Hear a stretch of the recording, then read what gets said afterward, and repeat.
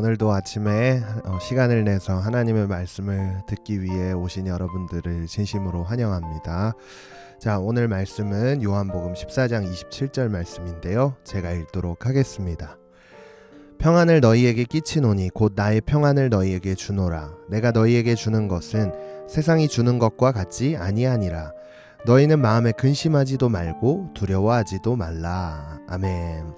자, 오늘은 9가지 열매, 세 번째 화평에 대해서 한번 나눠보려고 하는데요. 자, 성경에서 이야기하는 화평은 어떤 걸 의미하는 걸까? 먼저 한번 나눠보려고 합니다. 자, 화평은 평화를 의미를 하는데요. 자, 히브리어로 샬롬이라고 번역되는 이 단어는 영어로 번역이 될 때 우리가 정말 잘 아는 피스라는 단어로 번역이 됩니다.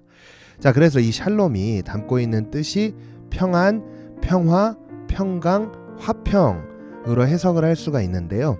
자, 샬롬이 담고 있는 의미는요, 특별히 어느 누구도 빼앗지 못하는 평안이 담겨 있는 의미가 되겠습니다. 자, 어떤 문제가 다가와도 결코 흔들리지 않는 평안이 바로 오늘 우리가 함께 나누고 있는 화평의 열매라는 것을 먼저 말씀드리고 싶습니다. 자, 그래서 그리스도인이 이 땅에서 올바르게 맺어야 하는 세 번째 열매인 이 화평의 열매를 맺는다면 우리는 어떤 상황과 환경 속에서도 결코 평안함을 잃지 않는다는 것을 먼저 말씀을 드리면서, 자, 왜 우리가 이 평안을 잃어버리지 않을 수 있을까를 전도사님이 여러분들과 함께 나누어 보고자 하는데요. 자, 오늘 본문에서 예수님은 나의 평안을 너희에게 주노라 라고 이야기하고 있는 것을 볼 수 있습니다. 자, 그런데 이 구절을 이해하기 위해서는요, 그 앞절을 한번 살펴봐야 되는데 26절을 보면 보혜사 곧 아버지께서 내 이름으로 보내실 성령 그가 너희에게 모든 것을 가르치고 내가 너희에게 말한 모든 것을 생각나게 하리라. 아멘. 자, 보혜사라고 하는 성령께서 우리들 가운데 찾아오셔서 모든 것을 가르쳐 주신다라고 먼저 이야기를 하고 있습니다. 자, 여기서 모든 것을 가르쳐 주신다는 것은요, 예수님의 사건을 가르쳐 준다는 것을 의미하는데, 자, 그 가르침은요, 나의 죄를 위해 십자가를 지시고 부활하셔서 하늘로 승천하신 그 예수 그리스도를 믿음으로 우리는 이제 더 이상 죄의 종이 아니라 의롭다 하심을 얻어 하나님 나라인 천국에 입성할 수 있게 되는 것을 마음 깊이 깨닫게 하시는 것을 성령님께서 우리에게 깨닫게 해주시는 것이 바로 모든 것을 가르쳐 주신다라는 뜻이겠죠. 자, 그리고 이제 27절 본문에 와서 그 사실을 깨닫고 난 이후에 어떻게 되냐? 우리는 예수님이 주신 평안을 누릴 수 있게 된다는 것을 의미하는 것이라고 오늘 본문을 해석할 수 있을 것 같습니다. 자, 그런데 여기서 이야기하는 평안은요, 제가 서두에도 말씀을 드렸지만 어떤 문제가 다가와도 또 어떤 위협이 우리를 괴롭게 할지라도 결코 흔들리지 않는 평안이라는 것에 주목을 해야 합니다. 제가 그래서 어떤 한 이야기를 한번 준비를 해봤는데요. 시카고에 거주했던 호레이시오 스패포드라고 이름하는 사람이 있었다고 합니다. 자, 근데 그분이요, 부인이 있었는데 부인의 이름은 안나 스패포드 여사였어요. 근데 이 여사님이 몸이 갑자기 약해져서 휴식을 하기 위해 4명의 딸과 함께 영국에 건너가게 됩니다.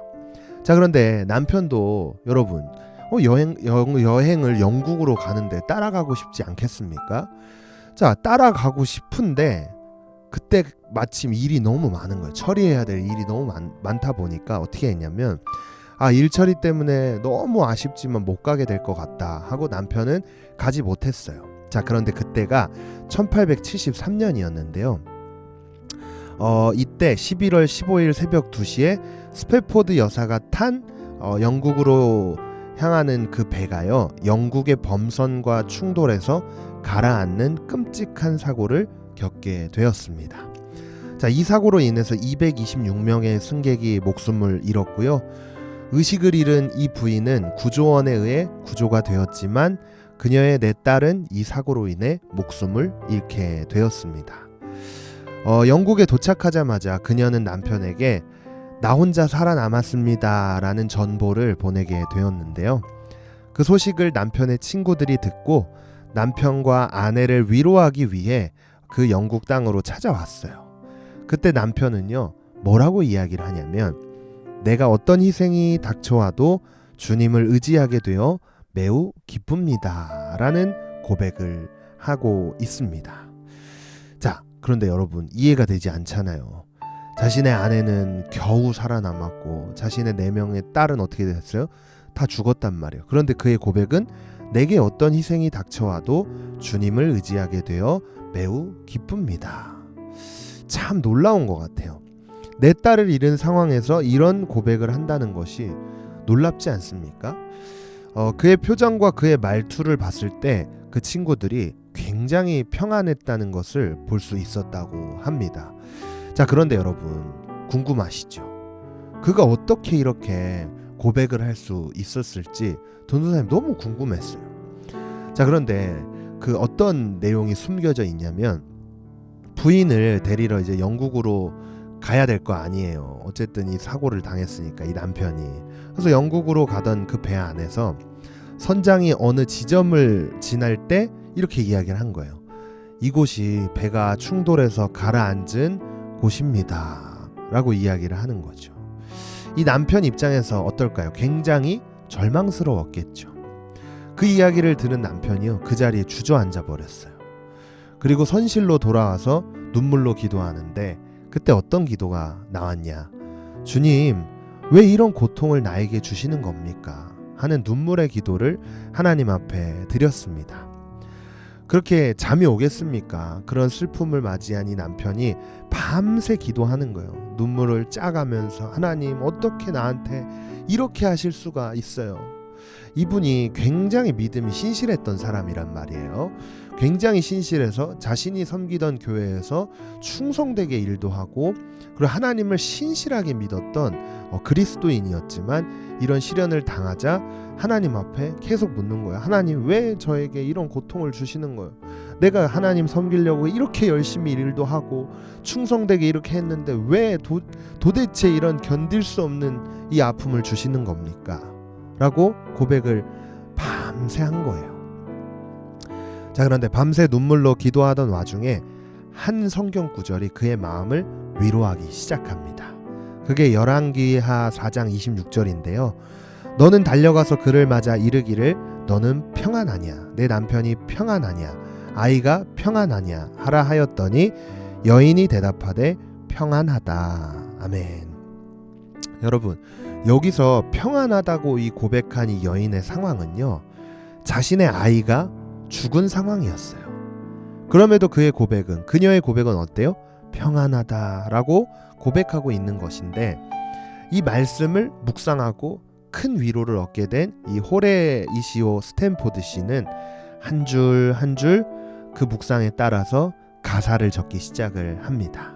자, 여기서 그렇게 만들어진 곡이요, 바로 찬송가 413장의 내 평생에 가는 길이라는 찬양인데요. 너무나 유명한 찬양이죠. 자, 이 찬양의 1절 가사를 보면, 내 평생에 가는 길 순탄하여 늘 잔잔한 강 같든지 큰 풍파로 무섭고 어렵든지 나의 영혼은 늘 편하다. 내 영혼 평안해. 내 영혼 평안해. 라는 가사를 수록하고 있습니다. 여러분, 이분의 삶의 상황을 봤을 때 평안할까요? 평안하지 못할까요? 저였다면 굉장히 평안하지 못할 것 같습니다.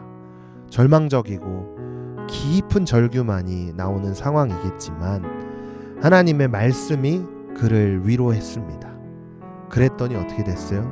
그는 그럼에도 불구하고 어렵고 힘든 상황이지만, 정말 절망적인 상황이지만 그 가운데 내 영혼 평안해, 내 영혼 평안해 라는 고백을 드리게 되었음을 보았을 때, 하나님이 주시는 이 평안, 성령이 우리 가운데 맺기 원하시는 이 화평의 열매는요, 어떤 절망적인 상황을 뛰어넘을 수 있는 그런 평안이라는 것을 기억했으면 좋겠습니다.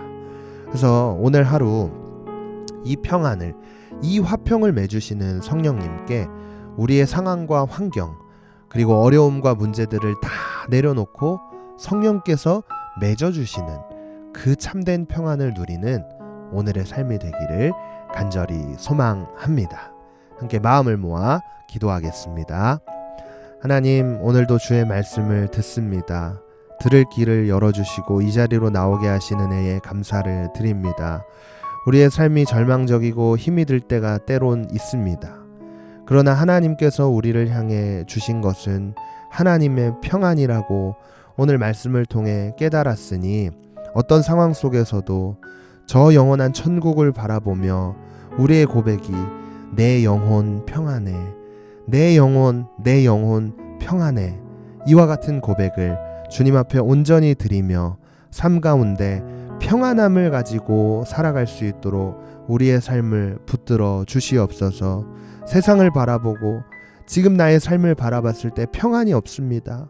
그러나 그 삶 가운데 모든 문제보다 크신 하나님을 바라본다면 평안할 수 있다는 사실을 이 말씀을 통해 깊이 깨달아 알게 하시고 이 평안이 오늘 하루의 삶 또 내일의 삶 우리의 삶의 모든 순간에 함께 할 수 있도록 성령 하나님 화평의 열매를 우리 가운데 맺어 주시옵소서. 결단하는 모든 결단 위에 주께서 함께 하실 줄을 믿으며 이 모든 말씀 예수님의 이름으로 간절히 기도했습니다. 아멘.